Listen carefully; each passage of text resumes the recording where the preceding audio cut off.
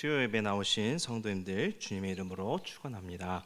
또 함께 영상으로 예배드리는 성도님들도 주님의 이름으로 축복합니다. 담임 목사님께서는 현재 예수 비전교회에서 원로 목사 추대 또 담임 목사 위임식에 설교 중에 계십니다. 그래서 제가 대신 설교하게 되었습니다. 오늘 갈라디아서 1장 1절에서 10절의 말씀을 통해 다른 복음은 없다라는 제목으로 함께 말씀의 은혜를 나누고자 합니다. 이제 코로나 전염병이 전 세계를 덮은 지 벌써 2년이 다 되어갑니다. 우리나라도 이제 이번에 여름부터 계속해서 이제 확진자 수가 막 늘자 서울은 4단계 거리두기를 시행하고 있습니다. 그러면서 예배당에 나와 예배드리는 인원에 제한을 받자 또 현장 예배와 영상 예배를 함께 드리게 되었는데요. 이렇게 예배를 드리게 된 것도 벌써 만 1년이 넘어가고 있습니다. 이러한 환경 속에서 이제 교회들 간에 새로운 논쟁이 발생했는데요. 그것은 바로 성찬식입니다. 우리 교회는 지금 작년부터 성찬식을 유보하고 있죠. 다시 함께 모여 예배드릴 때를 기약하며 성찬식을 미루겠다는 것입니다. 그래서 지난 이 성례주일 때도 우리가 성찬식을 하지 못하고 입교만 진행했죠. 그러나 몇몇 대형 교회들은 이 비대면 예배를 진행하면서 이 온라인 성찬식을 진행하도록 했습니다. 이제 가정으로 성찬식 키트를 보내어서 가정에서 이 성찬식을 참여토록 한 것입니다. 이 온라인 성찬식의 시행이 과연 옳은 것일까요? 사실 우리가 드리는 비대면 예배도 옳지 않습니다. 우리가 지금 이 코로나라는 전염병 때문에 이제 부득이하게 영상으로 예배를 함께 드리고 있지만 예배 원칙은 주일에 온 성도가 예배당에 나와서 함께 모여 예배 드리는 것입니다. 그렇게 지금 영상 예배는 이 코로나 전염병으로 인해서 우리가 한시적으로 허용된 이 타협인 것이지 결코 바른 예배의 모습은 아닙니다. 코로나로 인해서 이제 영상 예배가 허용되자 이제는 성찬까지 인터넷 즉 영상으로 성찬식을 참여토록 하는 교회가 생긴 것입니다. 본래 이 성찬식은 우리가 함께 모여 예배 드릴 때 행해지는 예식이죠. 또한 이 성찬식은 우리가 집례자의 인도에 따라 성찬식을 진행해야 합니다. 여기서 집례자는 목사님이죠. 왜냐하면 말씀을 선포하고 이 성찬이 이루어져야 되기 때문에 이 성찬의 집례자는 목사님이 되어야 합니다. 즉 성찬식은 이 같은 공간에서 집례자의 말씀 선포와 함께 시행되어야 하는 것이죠. 그런데 가정에서 온라인으로 한다면 집례자가 그 가정에 없이 이제 떡과 잔을 나누는 성찬을 하게 되는 것이고 함께 모이는 장소가 아닌 이 사적인 공간이기에 이런 것은 부적절한 것입니다. 이것은 성경적으로나 교리적으로나 잘못된 것으로 성찬을 제정하신 예수님을 욕되게 하는 것입니다. 그렇게 비대면으로 즉 영상으로 성찬식을 행하는 것은 성경적으로 틀린 것입니다. 또한 인터넷 성찬이 허용되면 어떨 것 같습니까? 영상으로 하는 세례, 여러분 어떻게 세례도 역시 허용돼야 될까요? 세례는 반드시 집례자와 또 세례를 받는 수세자가 있어야 되겠죠. 그런데 인터넷에서 세례가 가능할까요? 목사님이 화면 보고 물 탁 뿌리면 어떻게 해요? 네, 그렇죠. 사실 이 비대면으로 하는 성찬이 허용된다면 결국 비대면 세례도 허용돼야 합니다. 이것은 결코 바르지 못한 성례이죠. 그런데도 여전히 비대면으로 하는 성찬에 대해서 찬성하는 목회자들과 신학자들이 있습니다. 그들은 시대가 달라지고 상황이 변했기에 형식도 바뀌어야 된다고 주장합니다. 예배 공동체에서 소외된 이들이 이 온라인 예배와 성찬식을 통해 참여할 기회가 열렸기 때문에 된다고 주장하면서 본질은 지키지만 형식은 변화될 수 있게 온라인 성찬을 찬성한다고 주장하고 있는 것입니다. 과연 본질을 지키고 있는 것일까요? 앞에서도 말씀드렸듯이 인터넷 이 온라인 예배와 성찬은 성경적으로 교리적으로 그리고 이 교회사 전통에서도 합당하지 않습니다.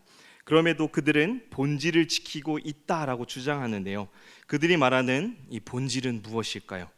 여기에서 예배와 성경을 보는 관점이 우리와 다르다는 것을 알 수 있습니다.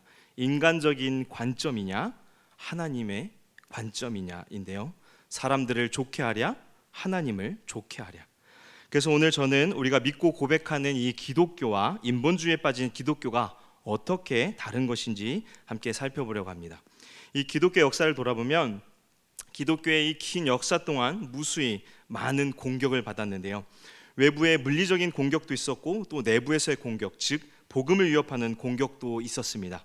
초대교회는 유대인들은 물론 이제 로마 제국으로부터 많은 핍박을 받았죠. 우리가 사도행전 말씀을 통해서 어떠한 박해가 있었는지 잘 알고 있죠. 유대인들은 예수님을 결코 메시아로 여기지 않았습니다. 특히나 이 하나님의 말씀을 가르치는 종교 지도자들이 더욱 그러했습니다. 왜냐하면 그들이 원하는 메시아는 정치적이며 현실적인 이방 나라들에 대해서 심판하고 잃어버린 이 다윗의 왕권과 이스라엘의 옛 영화를 회복할 그런 메시아가 필요했기 때문입니다. 그래서 그들은 결국 예수님을 십자가에 못 박아 죽이지 않습니까? 이러한 종교 지도자들의 영향을 받아서 이 유대인들 역시 예수님을 메시아로 인정하지 않았기에 예수 그리스도를 믿는 그리스도인들은 당시 이 유대인 사회로부터 많은 핍박을 받았습니다. 또한 이 유대인을 지배하던 로마 제국 역시도 그리스도인들을 핍박했는데요. 그 이유가 무엇입니까? 당시 유대교는 이제 로마 제국이 인정했던 종교예요. 왜냐하면 이 유대인들이 이루어진 종교였고 또 황제를 섬기라는 것 외에는 특별한 문제가 이게 없었기 때문에 이들을 특별한 종교로 그냥 인정해 주었습니다. 그러나 이 기독교는 이 유대인들 외에도 이방인들, 이제 여러 나라 사람들이 점차로 늘어나면서 이 기독교로 개종하자 로마 제국은 이것을 그냥 두고 볼 수가 없었습니다. 이러한 상황에서 이제 로마의 대화재 사건이 발생하고 이 책임을 모두 기독교인에게 지워주면서 심한 박해가 시작되었죠. 이러한 박해 속에서도 초대교회는 오히려 그리스도인과 이 교회가 더욱 증거하게 되었고 복음이 더 넓게 전파되었습니다. 이 복음이 전파되고 교회가 생기면서 이제는 교회 내부에서 문제가 생기게 되었는데요. 그것이 무엇이었는가 하면 바로 이 그리스도의 복음을 변질시키고자 하는 자들이 생겨나게 된 것입니다. 이 예수 그리스도의 신성, 이제 참 하나님이시라는 것을 부인하거나 인성, 이제 참 인간이시라는 것을 부인하는 거짓 교사들이 있었고 또 오늘 말씀에서도 우리가 살펴보겠지만 우리가 오직 그리스도를 믿음으로 얻게 되는 이 구원을 율법 준수를 해야 구원에 이르는 이른바 이 인간의 공로가 있어야 구원을 받는다는 이 거짓 진리를 가르치는 교사들이 이 교회 안에 있어 교회와 성도들을 혼란케 했었던 것입니다. 구원은 오직 예수 그리스도를 믿는 자들에게만 주어지는 것이 성경의 가르침입니다. 여러분 믿으시죠? 네. 하나님께서는 성경을 통해 하나님의 계획을 말씀하셨고 이루셨습니다. 하나님께서는 자신의 이 독생자 예수 그리스도를 택하셔서 하나님과 사람 사이의 중보자, 선지자, 제사장, 왕, 그리고 자신의 교회의 머리와 구주, 그리고 세상의 심판자가 되게 하셨습니다. 그렇게 우리는 오직 그리스도를 믿음으로 구원을 얻습니다. 맞죠? 네, 오직 그리스도를 믿음으로. 그러면 여기서 누가 가장 중요합니까? 예수 그리스도죠. 예수 그리스도는 누구신가요? 예수 그리스도를 우리가 바르게 알고 고백하는 것이 매우 중요한데요. 예수 그리스도는 하나님의 아들이신 참 하나님이시며 인간의 이 본성을 취하신 분으로 이 두 본성, 이 신성, 이제 하나님이고요. 인성, 인간, 이 두 본성이 전환되거나 혼합이나 혼동 없이 한 위격 안에서 분리할 수 없게 서로 결합되신 분으로 하나님과 이 사람 사이의 유일한 중보자라고 우리가 고백되어져야 합니다. 말이 어렵죠? 다시 한번 말씀드릴게요. 이 두 본성인 신성 그리고 인성, 이 두 본성이 전환, 서로가 이렇게 섞이거나 혼합되거나 혼동 없이 한 위격 안에서 또 분리되어서도 안 됩니다. 서로 결합되신 분으로 하나님과 사람 사이에 유일한 중보자가 되시는 분이 바로 예수 그리스도입니다. 우리는 그리스도를 참 하나님이시면서 동시에 참 인간이신 하나님과 사람 사이에 유일한 중보자이시다라고 우리가 알고 고백해야 되는 것입니다. 그런데 이러한 예수님을 변질시키거나 예수님께서 이루신 구원이 부족한 것처럼 말하는 이 사람들이 당시 초대교회 시대에도 있었다는 것입니다. 예수님께서 사람의 몸으로 오시지 않았거나, 이건 신성만 있는 거죠. 하나님이 아닌 최고의 인간, 앞에 거는 인성을 부정하는 거고 지금은 신성을 부정하는 겁니다. 그리고 가르치는 자도 있었고 또 인성과 신성이 섞여버렸다. 그러니까 두 본성이 결합하는 게 아니라 인성과 본성, 그러니까 하나님과 인간의 모습이 막 섞여버린 이상한 혼합물이 되었다고 주장하는 사람도 있었고요. 또 그리스도께서 이루신 이 구원뿐 아니라 다른 이 행위적인 것들도 필요하다. 그래서 구원을 얻어야 된다라고 주장하는 사람들이 있었습니다. 복잡해지죠. 표정이 되게 알쏭달쏭한 표정입니다. 자, 여러분들이 계실 겁니다. 굳이 우리가 이런 거를 알아야 되냐? 우리가 예수 그리스도의 이런 것까지 이해하고 고백해야 되는가 하는데, 이러한 이해와 고백은 반드시 필요합니다. 왜냐하면 초대교회부터 지금까지 이 그리스도에 대한 이해와 고백이 계속해서 공격당했고, 그 결과 많은 교단과 많은 교회들이 이 진리를 버리기 시작했고 지금도 많이 버리고 있기 때문입니다. 그렇게 우리는 우리가 믿고 있는 바가 무엇인지 바르게 알고 또 고백하고 믿어야겠죠. 그리고 이것이 진리라면 우리가 믿고 있는 이 진리가 공격당할 때 우리가 진리를 위해 싸워야 되지 않겠습니까? 자, 오늘 갈라디아서 1장 말씀에 보면 바울 사도는 예수 그리스도를 어떻게 고백하나요? 4절 5절 두 절 말씀인데요. 우리 4절 5절 두 절 말씀 1장 4절 5절입니다. 함께 읽겠습니다. 그리스도께서 하나님 곧 우리 아버지의 뜻을 따라 이 악한 세대에서 우리를 건지시려고 우리 죄를 대속하기 위하여 자기 몸을 주셨으니 영광이 그에게 세세토록 있을지어다. 아멘. 예수님께서 성부 하나님의 뜻에 따라 이 악한 세대 가운데서 자기의 백성인 이 성도들을 죄에서 대속, 구원하시기 위하여 스스로 자기 몸을 주셨다라고 고백합니다. 왜일까요? 우리는 스스로 멸망으로 달려가는 세상에서 결코 건져낼 수 없습니다. 오직 성부 하나님께서 택하신 이 예수 그리스도만이 성육신, 인간의 몸이 되셔서 자기 몸을 주심으로 우리가 구원을 얻어야만 되는 것이죠. 바울 사도는 이것을 명확하게 고백하고 있지 않습니까? 그런데 갈라디아 교회에 바울 사도가 전한 복음을 말고 다른 복음을 따르는 전하는 자들이 생겼습니다. 여기서 다른 복음이란 이제 갈라디아서 5장에 보면 더 명확하게 설명이 되는데요. 거기 보면 율법을 지키고 할례를 받아야만 구원을 받는다라고 이런 율법주의자들이 있었던 것이죠. 이는 그리스도께서 이루신 구원이 충분한 게 아니라고 얘기하는 것입니다. 즉 그것 말고도 인간이 무엇인가를 더해서 완전한 구원을 이루어야 된다고 주장하는 것이죠. 그러나 바울 사도는 어떻게 말씀하고 있습니까? 갈라디아서 2장 16절에 이렇게 말씀합니다. 갈라디아서 2장 16절인데요. 네, 2장 16절 말씀 제가 읽어드릴게요. 사람이 의롭게 되는 것은 율법의 행위로 말미암음이 아니요 오직 예수 그리스도를 믿음으로 말미암는 줄 알므로 우리도 그리스도 예수를 믿나니 이는 우리가 율법의 행위로서가 아니고 그리스도를 믿음으로써 의롭다함을 얻으려 함이라. 율법의 행위로서는 의롭다함을 얻을 육체가 없느니라. 오직 그리스도를 믿음으로 구원을 얻는다고 또 말씀하고 있죠.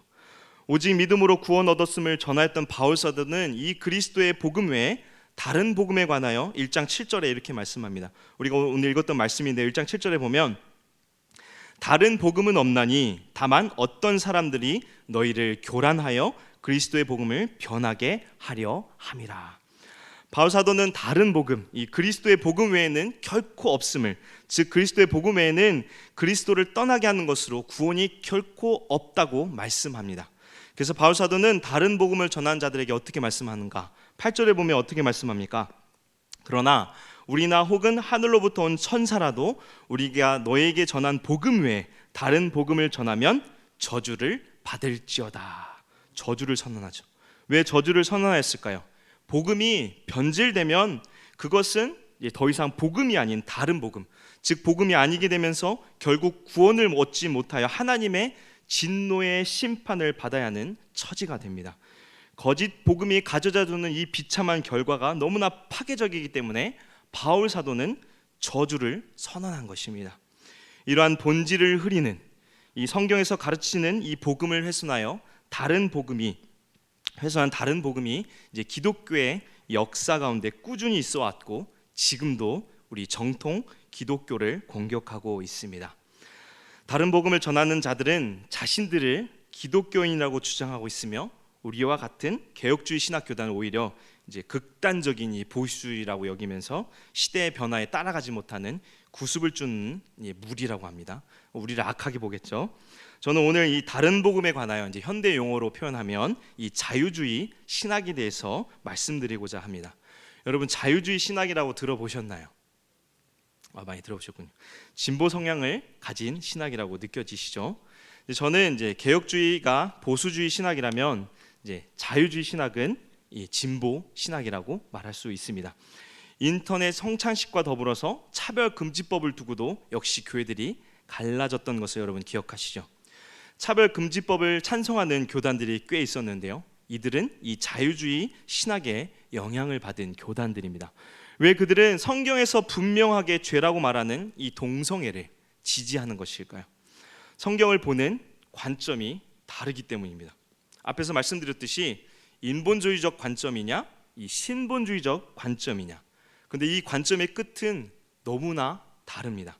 이제 먼저 책을 한번 소개해 드리겠는데요. 사진 한번 띄워 주실 수 있으실까요? 네. 기독교와 자유주의라는 책입니다. 보시면 이제 목사이면서 신학자였던 이 메이첸 박사가 쓴 책인데요. 이 책에는 우리 정통 기독교의 본질이 무엇인지 그리고 자유주의 신학이 무엇인지를 아주 잘 가르쳐 주는데요. 이 학자들의 이제 어려운 이름들, 자유주의 신학자들이 너무나 많아요. 이 어려운 이름들 다 빼고 자유주의 신학이 추구하는 것이 무엇인지를 잘 말해주고 있기 때문에 꼭 읽어보시면 좋을 것 같습니다. 네, 이제 사진 내리시고요. 자, 그렇다면 자기들은 기독교라고 주장하지만 전혀 기독교가 아닌 이 자유주의 신학은 어떻게 생겨나게 되었으며 그들이 주장하는 신학은 무엇일까요? 이제 조금은 어려울 수 있지만 제가 최대한 쉽게 설명해 드리겠습니다. 자유주의 신학은 이제 이 중세, 무지하고 맹목적인 신앙을 강조했던 중세 시대를 지나고 나서 이제 세상이 어떻게 바뀌게 됐냐면 개인의 자유와 이성이 강조되는 세상으로 바뀌게 됩니다. 여기서 이제 이성이란 옳고 그름을 이제 판단하는 능력이죠. 이러한 이성이 강조되면서 하나님의 말씀, 이 성경을 이 이성이라는 잣대로 다시 이제 보게 됩니다. 그러면서 이 계몽주의를 만나서 성경을 재해석하게 되는데요. 계몽주의의 특징은 과학과 이성으로 이 인간에 있는 모든 것을 이해하려는 것입니다.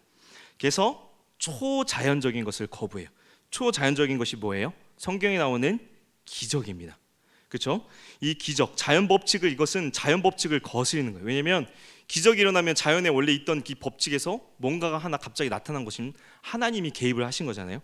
그래서 이 모든 기적을 다 빼고 이야기를 합니다.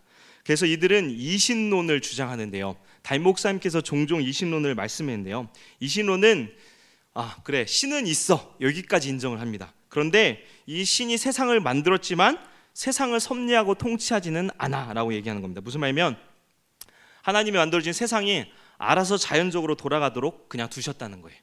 이해가 되시나요? 이제 어디서 이신론이라고 하면 내가 알아 이렇게 하고 얘기해 주시면 돼요. 이신론이 뭐예요? 하나님이 계시지만 자연의 섭리를 개입하지 않는다라는 이론입니다. 이런 관점에서 성경을 어떻게 보는가 보면 이제 모든 기적을 다 제거해버리고 과학과 이성으로 판단하면서 이 성경이 과학과 그러면 충돌하는 경우가 있을 거 아니겠습니까? 그렇죠? 그럴 때는 성경이 우선이 아니라 과학적인 방법을 더 신뢰합니다. 이제 성경이 진리가 아니라 이성과 과학이 진리가 되어버린 것이죠. 성경의 모든 권위를 이제 다 무너뜨린 것입니다. 그래서 우리가 반드시 알아야 될 것은 성경은 하나님의 계시, 하나님의 말씀입니다. 우리가 자연을 통해서 물론 하나님을 알 수 있지만 이 아담의 범죄함으로 인해서 타락한 우리 인간은 하나님을 결코 바르게 깨달을 수 없습니다. 우리의 능력과 의지로는 하나님을 찾지도 못하고 또 하나님께 나아가지도 못하는 것이죠. 그래서 우리에게는 하나님의 손길이 필요합니다. 이것이 바로 말씀이에요. 이것을 이제 신학적인 용어로 특별 계시라고 하는데요. 오직 하나님께서 우리에게 알려주신 이 말씀인 성경을 통해 우리는 하나님을 깨닫고 우리의 비참함과 구원에 대해서 우리가 알 수 있는 것입니다. 바울 사도는 디모데후서 3장 16절에 이렇게 말씀합니다. 보시면 모든 성경은 하나님의 감동으로 된 것으로 교훈과 책망과 바르게 함과 의로 교육하기에 유익하다라고 말씀하는데요. 성경을 기록한 저자들이 있지만 성령의 감동으로 인해서 이 기록된 하나님의 말씀이라고 성경을 말씀하고 있죠. 이 말씀은 결코 오류가 있을 수 없습니다. 그래서 우리는 성경과 과학이 충돌할 때 우리는 성경을 믿고 그 권위를 따르는 것이죠. 그러나 자유주의 신학자들은 이것을 동의하지 않습니다. 성경은 오류가 있는 것이며 그래서 그들은 오류가 있는 모든 것은 제거해 버려야 된다고 주장합니다. 그러다 보니 성경을 자기들의 이성으로 재해석하며 막 잘라내기 시작했고요. 이로 인해서 기독교 전통에서 이 고백되어져 온 교리들이 비판을 받게 됩니다. 이것이 무슨 뜻인가 하면, 제가 이제 말씀드렸죠. 우리가 이 계몽주의 사상이 오면서 이 모든 초월적인 것, 기적적인 것을 다 제거하는데요. 이렇게 되면은 예수 그리스도의 신성, 그렇죠? 그리고 동정녀의 탄생, 대속의 죽음, 부활, 이러한 모든 것들을 다 믿지 않고, 또 예수님께서 이 사복음서에 보여주셨던 모든 기적들을 제거해 버리는 것이에요. 이렇게 되면은 우리가 사도신경에서 어떻게 고백돼요? 전능하사 천지를 만드신 분부터 해서 예수 그리스도까지 다 고백하죠. 이 모든 고백되는 이 교리와 진리들을 다 부정하게 되는 것입니다. 구약에서부터 신약에 이르는 모든 이 초자연적인 사건들, 즉 기적들을 거부하기에 사도신경뿐만 아니라 성경에서 가르치는 모든 교리들을 자유주의 신학자들은 거부하게 되는 것입니다. 이렇게 되면 사실 우리가 고백하는 신조, 우리가 이제 웨스트민스터 신앙 고백에 우리가 거기에 맞게 이제 고백하지 않습니까? 그러한 것들과 이 교리들을 그들은 받아들일 수 없게 되는 것입니다. 우리가 믿는 신조들과 교리들은 성경에서 가르치는 것으로 초대교회부터 종교개혁 시대를 지나서 지금까지 이어져 온 것들이에요. 교리는 성경 말씀에 근거한 것으로 역사적 사실에다가 의미와 함께하는 것입니다. 이것을 교리라고 하는데요. 쉽게 말씀드리면, 자, 예수님께서 빌라도에게 고난을 받으시고 십자가에 못 박혀 죽으시고 장사 지낸 바 되셨다. 이거는 역사적 사실이죠. 그렇죠? 예수님께서 빌라도에게 고난을 받으셨고 또 십자가에 못 박혀 죽으셨다라는 사실이 있습니다. 그런데 여기에 의미를 덧붙이면 어떻게 되는가? 그리스도께서 나를 사랑하사 나를 위하여 자신을 주셨다. 이렇게 하면 그리스도의 죽음이 어떻게 돼요? 의미가 부여되죠. 이게 바로 교리라는 것입니다. 사건들이 있고 거기에 의미가 있는 것. 성경의 모든 곳에 이렇게 교리를 가르칩니다. 오늘 우리가 이제 갈라디아서 말씀을 봤는데요. 바울 사도가 어떻게 말씀합니까? 구원이 율법의 행위로 얻는다고 말씀하나요? 그렇지 않죠. 구원은 어떻게 얻는 것입니까? 그리스도를 믿음으로 얻는다고 분명히 말씀하죠. 이것이 우리가 믿는 이신칭의 교리입니다. 믿음으로 구원받는다. 이것이 성경이 가르치는 교리며 우리는 이것을 믿는데, 자유주의 신학자들은 이 기독교의 핵심 메시지인 이 교리를 거부한 것입니다. 왜냐하면 성경을 하나님의 말씀으로 여기지 않기 때문입니다. 그러면서 이들은 이 초월적인 이 삼위일체 하나님을 이제 어리석은 인간의 잣대로 다시 구성해서 이 전적으로 타락하여 죽을 수밖에 없는 인간을 스스로 구원할 수 있는 자리로 옮겨 놓습니다. 하나님을 내리고 인간을 높이는 것이죠. 이제 하나님을 인식할 필요가 없고 단지 이 존재만을 우리가 감지하면 충분하다. 이게 무슨 말이냐면, 하나님께서 계시는구나. 그래, 계시는 것 같아. 이렇게만 해도 충분하다고 주장합니다. 더 이상 하나님을 알 필요도 없고 그냥 감정으로만 느끼면 된다고 주장하는 것이죠. 희한한 발상이죠. 그렇죠? 그러나 우리는 하나님과의 관계에 있어서 반드시 필요한 게 인격적인 관계입니다. 그리고 이 인격적인 관계는 서로를 알아야 하는 것이죠. 저와 제 아들이 인격적인 관계가 아니고서는 어떻게 서로 사랑하고 서로 아픔을 느낄 수 있겠어요? 그렇죠? 이와 똑같이 하나님과 우리의 관계도 인격적인 관계가 반드시 필요합니다. 그래서 서로 알아가야 되는데, 이는 하나님을 알아가야 하는 지식이 우리에게 필요하다는 것을 말씀하고 있습니다. 그리고 그 지식을 우리가 어디서 얻습니까? 어디서 얻나요? 하나님 아는 지식을 어디서 얻습니까? 네, 성경이에요. 어디 다른 책 얘기하시면 안 돼요. 성경이죠. 그런데 이 성경이 그럼 가장 중요한데도 자유주의 신학자들은 거절합니다. 또한 자유주의 신학자들은 하나님의 사랑을 강조해요. 이들은 하나님의 사랑만 강조해요. 그래서 하나님은 사랑이시다만 말해요. 우리 담임 목사님께서 주일 설교 때 계속 말씀하시죠. 하나님께서는 사랑의 하나님이시지만 반드시 죄를 징벌하시는 공의의 하나님이시죠. 그러나 이들은 사랑의 하나님만을 주장하면서 죄를 점점 약화시키고 제거해버립니다. 그러다 보니까 인간을 하나님의 심판 아래 있는 죄인으로 여기는 것이 아니라 하나님의 형상을 가진 지극히 선한 존재로 만들어버립니다. 그러면서 이들은 하나님을 우리처럼 이제 사랑의 아버지라고 부르면서 또 세상의 모든 곳에서 느낄 수 있다고 말합니다. 아까 제가 얘기했죠. 존재하는 거, 그래, 감정으로 느낄 수 있다. 이런 식으로 느낄 수 있다고 말을 하는 것이죠. 어떻게 보면 하나님을 따뜻한 분으로 과대 포장하는 것 같은데 이것은 분명히 성경에서 부정하고 있는 것입니다. 성경은 하나님과 인간의 차이를 분명하게 말씀합니다. 조물주와 피조물, 그 사건이 무엇인가요? 창세기에 나오는 선악과 사건입니다. 선악과 사건은 하나님은 누구시며 인간은 하나님의 말씀을 따라야 하는 그런 존재라는 것을, 이 하나님과 우리 사이의 간격을 정확하게 보여주는 게 이 선악과 사건인데요. 그런데 자유주의 신학자들은 하나님을 높이는 것처럼 보이지만 하나님을 이 세상과 동일시하면서 하나님과 우리 사이의 구별을 없애버렸습니다. 간격이 이제는 없는 것이죠. 이는 성경에서 가르치는 거룩하시고 살아계신 하나님을 인간의 자리로 내려버린 것입니다. 또한 세상 어디에서도 하나님을 느낄 수 있다라고 하는 것은 사실 범신론적 사상이에요. 범신론이 무엇인지 여러분 아시나요? 세상 모든 곳에 신이 있다라고 주장하는 사상이에요. 이것은 우리 기독교에서 나타나는 것이 아니라 이방 종교에서 또 철학에서 나오는 것이죠. 이렇게 되면 우리 모두 이제 신이 되는 결론에 얻게 되고요. 결국 구원을 우리의 힘으로 얻게 되는 결론으로 주장이 될 수 있죠. 그러면서 인간에 요구되는 것은 이제 구원이 아니라 최고 선이라고 주장합니다. 성경을 거부했던 이 자유주의 신학자들은 결국 자신들이 원하는 신을 만들었고 죄가 제거된 인간이 탄생해 버린 것이죠. 이것은 기독교가 아니라 이방 종교와 똑같죠.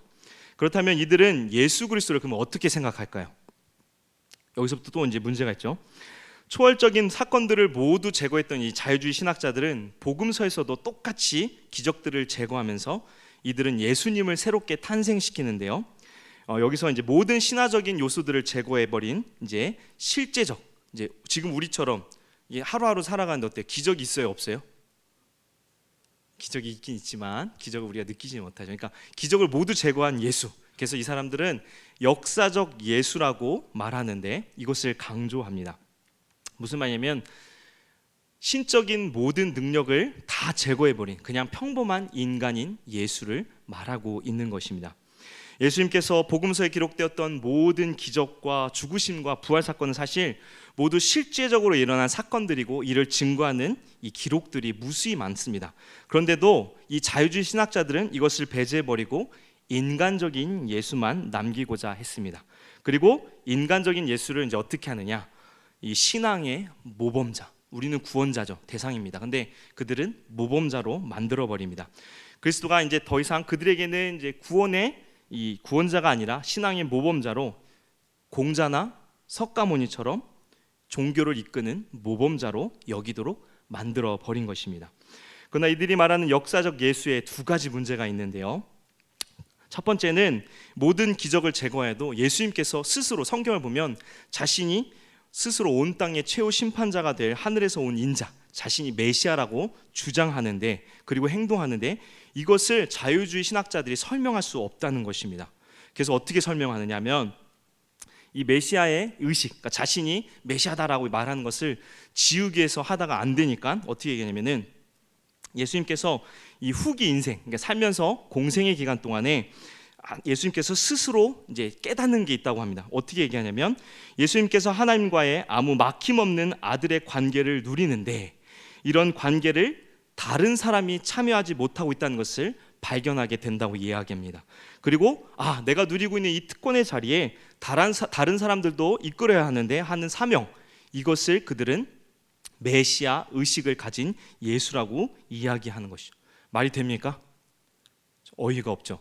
제 말을 잘 이해를 못 하시는 것 같은데 무슨 말이냐면 예수님께서 스스로를 메시아라고 얘기하는데 그러한 것을 자유주의 신학자들이 주장하기 위해서 어떻게 얘기했느냐, 예수님께서 하나님과의 관계를 특별하게 누리고 있다고 얘기를 해요. 인간인데도 하나님과 관계를 누리는데 이 관계를 나뿐 아니라 다른 사람도 누리게 해야지 하면서 그래, 내가 이러한 사명을 가졌으니까 내가 이것을 전해야겠구나라고 얘기하기 시작했다라고 합니다.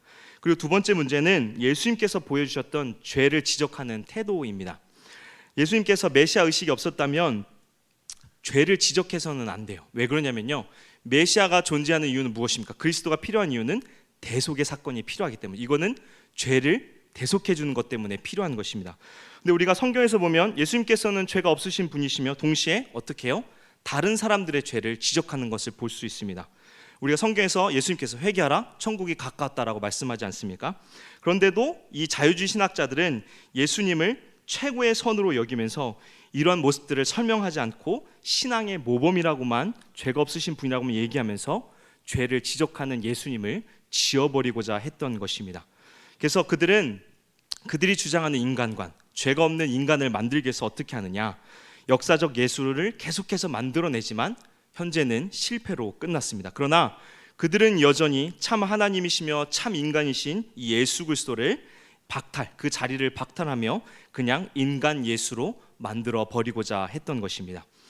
이렇게 되면 이제 예수 그리스도가 참 하나님, 참 인간이 아닌 일반 사람으로 전락하면서 구원에 문제가 생기게 됩니다. 우리 개혁주의 구원은 오직 예수님의 대속에 있는데, 이 자유주의 신학자에 따르면 그들의 구원은 그리스도와 상관없이 이루어지게 된다고 말합니다. 분명히 우리는 예수 그리스도를 우리의 구조로 고백합니다. 왜냐하면 예수님께서는 성부의 뜻을 따라 스스로 십자가 위에서 우리를 대신하여 자기 몸을 들이심으로 우리를 죄에서 구원하셨기 때문이죠. 우리는 이것을 믿습니다. 물론 자유주의 신학자들도 이 속죄에 대해서 말하긴 하지만 그들은 그리스도의 죽음이 하나님과 인간들에게 어떤 영향을 미치는 것이 아니라 우리가 본받아야 할 표본이라고 말합니다. 이것이 무슨 뜻인가 하면, 그들은 이 그리스도의 죽으심은 자기 희생을 통해서 노력해야 함을 보여주는 것이라고 말하면서 이것이 바로 하나님의 사랑이라고 설명합니다. 그러니까 예수님께서 죽으신 것이 자기 희생의 참 모습이고 이것이 바로 하나님의 사랑이다라고 설명하는 것이죠. 그리스도의 대속적 죽음을 전혀 다르게 해석하고 있는 것입니다. 그들은 우리가 믿고 있는 모든 구원 교리를 거절하는데요. 왜냐하면 구원은 오직 우리가 누구에게만 얻습니까? 그리스도를 믿는 믿음 안에서만 얻죠. 그러나 자유주의 신학자들은 그러한 구원을 거절해요. 왜냐하면 이 그리스도의 구원의 효력, 믿는 자들에게만 주어지는 이 구원이 왜 하나님께서 택하신 자들에게만 주어지느냐 하면서 그들이 주장하는 하나님의 사랑에 합당하지 않기 때문에 이것을 거절한다고 이야기합니다. 그래서 그들은 구원에는 여러 가지 방법들이 존재한다고 얘기하면서 우리 기독교 말고도 다른 종교에도 구원이 있다라고 이제 말하기 시작합니다. 그래서 지금은 전도와 선교 이런 것들이 필요 없다고 말하면서 이 다른 종교와 이제 하나가 될 수 있다라고 말하는 지경에 이르게 됩니다. 무엇보다 그들은 이 대속의 교리는 하나님의 사랑을 가리는 것이며 하나님을 마치 이제 사람을 구원하는 이 값을 요구하는 저급한 신으로 보이게 한다고 주장하고 있는 것이죠. 그러면서 그들은 하나님께서는 죄를 회개하기를 기다리시는 분이 아니라 기꺼이 죄를 용서하시기를 원하시는 이 사랑의 하나님으로 탈바꿈합니다. 여러분 놀랍지 않습니까? 그들은 죄를 생각지 않아요. 그리스도를 통한 속죄가 절대로 필요 없다고 주장합니다. 그러면서 죄로 인하여 심판을 받게 되는 최후 심판도 거절합니다. 그들은 예수님께서 이제 말씀하신 지옥, 그다음에 선민, 심판 같은 이 모든 말씀들을 믿지 않고 하나님께서 모든 이들을 너그레 용서해 주시는 분으로만 가르치고 있는 것입니다. 그러나 성경은 어떻게 말씀하고 있습니까? 성경은 죄가 가져온 비참한 현실을 분명하게 말씀합니다. 또한 죄에 대한 하나님의 진노와 심판도 성경에서 분명히 기록되어 있습니다. 예수님께서도 하나님의 사랑을 말씀하시지만 모든 것을 포용하지 않으십니다. 이 세상뿐 아니라 오는 세상에서도 용서받지 못할 죄에 대해서도 예수님께서 말씀하셨죠. 이처럼 자유주의 신학은 우리가 믿고 고백하는 기독교와 전혀 다릅니다. 그래서 우리 개혁주의 신학자들과 이 목회자들은 자유주의 신학을 다른 종교로 여깁니다. 우리는 성경을 하나님의 말씀으로 여기며 성경에서 가르치는 말씀을 중심으로 하나님을 이해하고 사람을 이해하며 죄에 대해서 그리고 구원에 대해서 가장 중요한 예수 그리스도에 대해서 이해합니다. 그러나 이 자유주의 신학자들은 성경을 가장 먼저 제거해버리고 자신들의 이성과 과학적 증거들을 진리로 삼았습니다. 그러다 보니 그들은 하나님과 인간에 대한 이 바른 이해가 깨져버렸고 여기에서 죄에 대한 인식이 없어지며 이제는 예수 그리스도마저도 평범한 사람으로 만들어 버린 것입니다. 그렇다면 이렇게 위험한 신학이 과연 현대에도 있는가라고 질문할 수 있겠는데요. 다행히 이제 우리 대한민국에는 이러한 자유주의 신학에서 아직은 안전지대라고 말할 수 있습니다.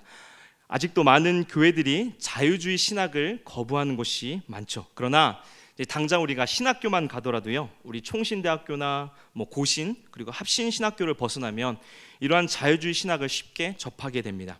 많은 신학 교수들이 자유주의 신학을 가르치고 있죠. 그리고 이제 유럽과 미국, 캐나다와 남미 등에서도 이러한 자유주의 신학이 훨씬 주류를 이루고 있습니다. 자유주의 신학을 가르치는 신학교들이 훨씬 많고 훨씬 크다는 이야기입니다. 그리고 이러한 신학교에서 나온 목회자들이 자유주의 신학을 가지고 목회를 합니다. 그들이 사용하는 표현들은 우리가 사용하는 용어들과 별반 다르지 않지만 의미에서는 매우 다릅니다. 그들도 예수님을 하나님이라고 말하지만 이 용어를 오해하시면 안 됩니다. 우리가 뜻하는 바와 달라요.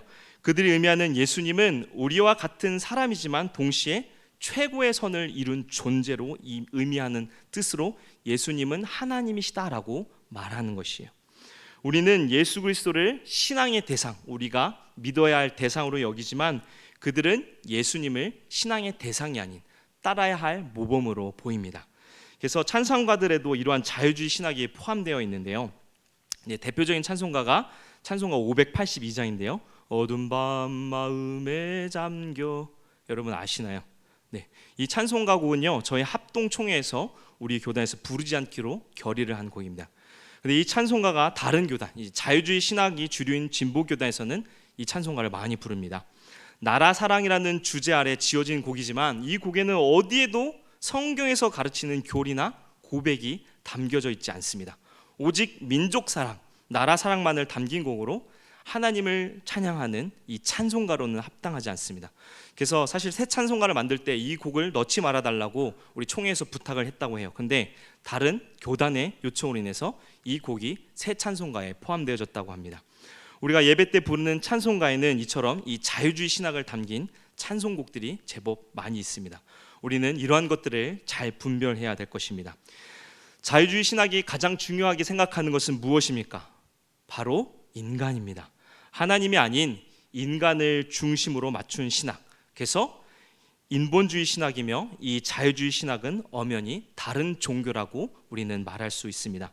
이들은 이성과 과학이 중요시되는 세상의 흐름 속에 기독교를 다른 많은 사람들이 더 받아들이기 쉽게 하기 위해서 정통 신학을 버리고 성경을 버렸다고 주장하지만 결국 복음이 아닌 다른 종교로 타락해 버렸습니다.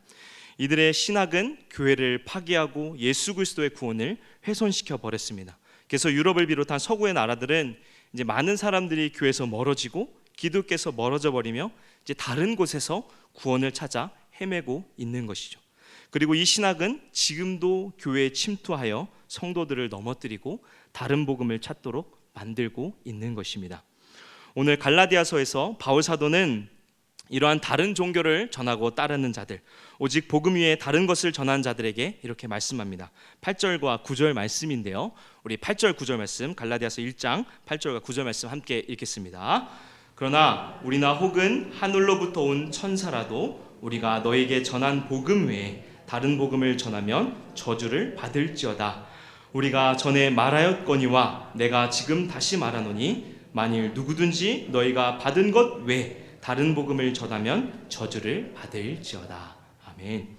바울 사도가 전한 복음 외에 다른 복음은 저주를 받는다고 분명하게 선언합니다.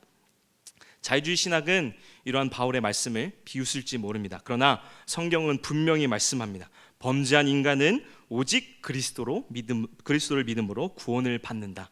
이 진리에서 벗어난 것은 결코 복음이 아니며 그것은 구원에서 이탈하는 것이며 하나님의 진노의 심판을 받는 저주를 받는 것이라고 말씀합니다. 우리는 누구를 위하여 예배를 드리며 또 세상을 살아갑니까? 우리는 우리를 위하여 또 우리의 뜻대로 살아가는 것이 아니라 바울 사도는 10절에 이렇게 말씀하죠. 이제 내가 사람들에게 좋게 하랴 하나님께 좋게 하랴 사람들에게 기쁨을 구하랴 내가 지금까지 사람들의 기쁨을 구했다면 그리스도의 종이 아니니라. 구원받은 우리는 하나님을 예배하고 하나님의 뜻대로 살아가는 자들입니다. 다른 복음은 이 사람을 기쁘게 할지 몰라도 하나님께 버림받고 멸망하게 됩니다. 하나님을 기쁘시게 하는 복음을 끝까지 붙잡는 우리 모두 되기를 바랍니다. 우리가 다른 복음, 진리를 거스르는 것들에 빠지지 않으려면 어떻게 해야 될까요? 네, 부단히 하나님을 알아가야겠죠. 그러려면 우리에게 주어진 이 성경을 열심히 읽어야 됩니다. 또 교회에서 진행하는 성경 공부가 있죠. 요즘 교리반 계속 하지 않습니까? 교리반 재밌죠? 대답이 없으십니다. 성경 교리 공부 등에 참여를 해서 우리가 하나님을 알아가는 일에 힘쓰는 성숙한 그리스도인이 되어야 합니다. 또한 강단에서 하나님의 말씀이 바르게 전해지도록 계속해서 기도해 주시기를 바랍니다. 바른 말씀만 강단에서 선포되어 하나님의 진리가 바르게 세워지도록 우리 성도님들의 이 심령에 하나님의 말씀이 잘 새겨지도록 기도해 주시기를 바랍니다. 교회 소식 전해드리겠습니다. 담임 목사님